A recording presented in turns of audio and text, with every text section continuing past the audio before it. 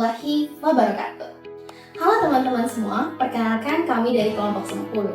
Pada hari ini, kami akan melaksanakan tugas asesmen 2 NKWK. Teman-teman, kita hidup di masa di mana kemampuan akademik saja tidak cukup. Dunia kampus bukan hanya tempat menimba ilmu, melainkan juga tempat menimba karakter. Dan hari ini, kita akan membahas 3 pilar penting yang akan menentukan kualitas diri kita di masa. Perkenalkan, nama saya Latifah Mubarakah as a moderator. Nah, sebelum itu, mari kita berkenalan dengan para narasumber luar biasa kita dari Universitas Adi Ginanjar. Sebelum itu, mari kita berkenalan dengan partner saya. Nama saya Wahyu Sabita. Nama saya Abdul Razak. Nah, di sebelah kanan saya ada narasumber yang luar biasa. Ada Ismail, ada Abdul, dan juga ada Jan. Menurut kalian, apa arti kejujuran yang paling dalam? Oke, kejujuran yang paling dalam. Kalau menurut gua kejujuran yang paling dalam itu yaitu jujur sama diri sendiri. Kayak misalkan kalian tuh nggak boleh kayak ngebohongin diri sendiri gitu loh, ya nggak sih? Iya. Ada contohnya gimana? Coba contohnya ada yang tahu nggak? Ya contohnya sih kayak kita kan sebagai umat muslim kan selalu memegang teguh kejujuran, apalagi dalam Al-Quran itu. Nah, apa contohnya seperti kita menghafal Quran, terus setoran, terus setornya salah-salah. Nah, itu salah satu bentuk kejujuran. Kita setornya nggak benar, jadi apa ya, membuat salah satu kebohongan dalam diri kita juga. Oh, berarti kalau kayak gitu tuh itu juga nggak jujur ya? Iya. Benar. Oke, itu kalau dari dia ya. Jadi menurut gua, kalau kejujuran yang paling dalam itu adalah jujur sama diri sendiri. Jadi kayak kalian tuh nggak boleh bohong sama diri sendiri. Kalau misalkan kalian lagi ngerasa sedih, kayak gitu kan ada tuh yang karena perasaan tuh kalau ditahan makin jadi gitu loh. Apapun itu, mau gamon, mau nggak bisa move on, mau pusing apa, kalian tuh harus belajar yang namanya jujur sama diri sendiri ya. Jadi kayak yaudah kalau misalkan kalian lagi sedih, yaudah akuin bahwa diri kalian lagi sedih gitu. Karena kalau ditahan makin jadi ibaratnya. Jadi diterima ya perasaan tersebut. Diterima. Ya. Jangan ditolak gitu ya. Iya benar.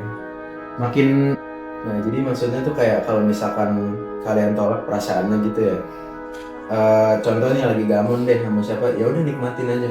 Kayak nyokap gue tuh selalu bilang kayak gitu. Kalau misalkan ya misalnya contoh nggak usah di situ deh, bisa nonton drakor.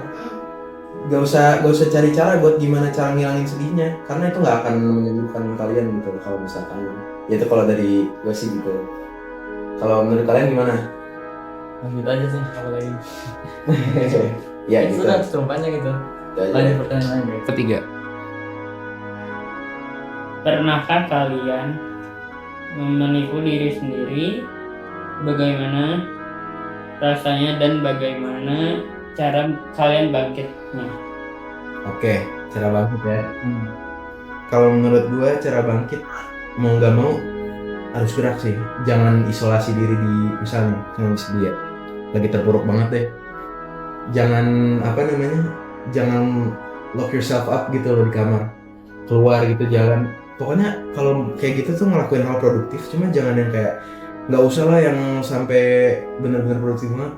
Hal kecil aja deh. Mulai dari keluar dulu, terus jalan-jalan, ngiter-ngiter, ngobrol sama orang. Pokoknya jangan dipendem kalau gitu-gitu tuh. Kalau dipendem nanti gila sendiri jadinya gitu. Banyak orang yang kena masalah mungkin sama mentalnya atau apa, mungkin karena dia nggak terlalu terbuka untuk cerita. Oke. Pokoknya gitu ya guys ya. Cobalah untuk memahami diri sendiri dulu. Tahu dulu kayak lu ini sebenarnya kenapa sih, terus apa pemicunya yang bikin kayak gitu, terus habis itu keluar gitu, terus habis itu ngapain kayak jangan diem deh, pokoknya jangan diem di kamar, jangan boleh dengerin lagu sedih tapi jangan yang sampai larut banget gitu ya. Kalau dari gue sih gini, siapa sih yang nggak pernah bohongin diri sendiri? Pasti udah pernah kan. Cara bangkit dari itu gimana? Cara bangkitnya kita sayangi diri kita. Asik. Kita sayangi. Oke. kalau kita sayangi diri kita, mana mungkin kita mau sakiti diri kita dengan cara membohongi diri kita. Keren banget. Gitu caranya. Oh jadi gitu ya guys ya. Ya benar kayak gitu. Iya. Sudah cukup lengkap kan? Iya lengkap banget. Iya, berarti tadi. Nah, kalau tadi dari Ojan itu jangan isolasi diri sendiri. Karena kalau misalnya kita semakin mengisolasi diri kita semakin kita terlalu menutup diri kita nggak akan pernah bangkit gitu, bangkitnya Iya. sulit Iya, ya. benar. Dan cintai diri kita sendiri. Karena Iya. kalau misalnya bukan diri kita yang mencintai diri kita, terus siapa gitu kan? Karena Iya benar. pada hakikatnya orang itu tidak akan sepenuhnya mencintai diri kita seperti diri kita sendiri. Iya benar. Harga diri itu nggak ada di orang lain, di diri kita Oke, sendiri. pertanyaan selanjutnya nih ya. Menurut kalian, mana sih yang lebih sulit memulai atau mempertahankan kedisiplinan? Kalau menurut gua paling sulit itu memulai kedisiplinan, karena kalau kita mempertahankan disiplinan, kita tuh udah sebelumnya kita sudah pernah melakukan kedisiplinan. Nah, memulai ini kita belum pernah sama sekali. Nah, itu rasanya mungkin bakal lebih berat, makanya itu lebih sulit. Kayak kalau kata gue tuh yang lebih ini sama sih kayak mau memulai sebuah kedisiplinan, karena itu butuh dedikasi yang kuat kan buat mempertahankannya juga. Iya, iya. Tergantung sih, biasanya orang tuh kalau udah ngelihat result dari yang dia disiplinkan ini, itu kayak ada adiksinya muncul gitu loh. Bisa workout minggu depan, baru workout seminggu, tahunnya udah kelihatan dikit, oh nagih nih, biasanya kayak gitu sih. Jadi kayak hungernya harus kuat dulu sebelum mulai kedisiplinan gitu. Kalau dulu gitu. Iya betul. Sama sih, saya juga begitu karena sama halnya kayak menghafal itu sih gampang, tapi istiqomah untuk menjaganya itu yang sulit. Jadi istiqomah atau menjaga kedisiplinan itu yang sulit mungkin. Iya, oke. Ismail dan Jan memulai ya. Memulai itu lebih sulit karena butuh keberanian. Kalau menurut Abdur, mempertahankan itu jauh lebih sulit karena membutuhkan dedikasi. Iya benar. Iya benar kayak gitu guys. Next, pertanyaan selanjutnya. Apa bentuk disiplin kecil menurut kalian yang paling sering kalian perjuangkan setiap hari? Oke guys. Disiplin kecil ya. Kalau gue pribadi workout, karena itu penting banget. Strong body equals strong mind. Dari dulu selalu diajarin kayak gitu sama orang tua, sama mentor, dan anak-anak tongkrongan inilah sekolah kayak gitu. Kalau gimana? Oke, kalau dari gua sih di kedisiplinan kecil sih ya seperti mencuci piring setelah makan. Nah, itu yang membangun cara kita agar tidak menunda-nunda. Nah, sudah makan terus langsung cuci piring. Nah, kalau ditaruh saja nanti akan lama-kelamaan ya dibiarkan aja terus. Tapi kalau langsung dicuci kan membuat kita nggak menunda-nunda. Atau yang kita belajar juga nih, kita buat journaling ya. Jadi agar kita bisa memanage waktu nih.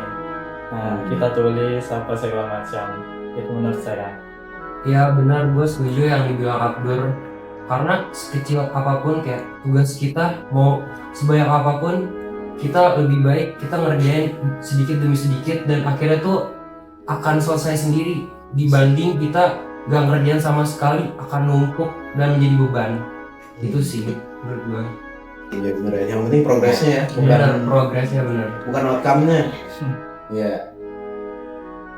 Oke, terima kasih Mail, Abdur dan juga Jan untuk keterlibatannya dan kejujurannya dalam berbagi bersama kita.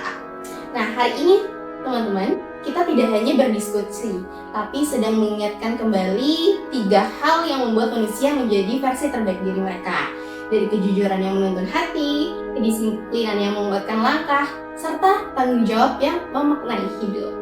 Semoga sesi ini membantu kita menjadi mahasiswa yang bukan hanya cerdas secara akademik, tetapi juga matang secara emosional dan juga spiritual. Terima kasih kepada Ismail, Abdur, dan juga Jan atas kehadirannya pada hari ini untuk berbagi dan juga diskusi bersama kita. Applause dulu. Oke. Terima kasih anak-anak. Thank you so much guys. Guys, thanks for watching, guys. Thanks for watching.